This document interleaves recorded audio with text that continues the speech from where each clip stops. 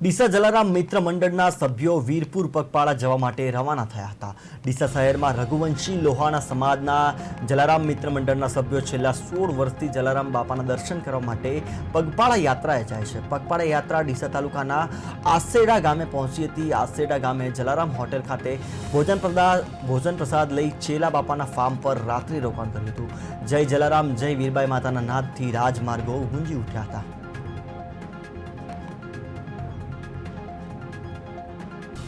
ડીસાથી આ કિરણભાઈના સાનિધ્યમાં 16મી પદયાત્રા છે આ અને અમે લોકો બેચરાજી નરેશભાઈનો જે સંઘ જે છે એની સાથે જોડાઈએ છીએ। અમે એમની 44મી પદયાત્રા છે એટલે અમને બોચરાજી પહોંચતા 2.5 દિવસ લાગશે। એમ સમય બુધવારે સવારે પહોંચી જઈશું 10 વાગે। અમે ડીસાથી અમારા 7-8 સભ્યો છે, પાટણથી અમુક જોઈન્ટ થયા છે 5-4-5 અને બેચરાજીથી 60-70ની સંખ્યાઓ છે અમારી। 100 જેટલી સંખ્યા થઈ જાય સર્વિસ સ્ટાફ છે, ગાડી ડ્રાઈવર છે, એના સાથે 100 જણ થઈ જાય।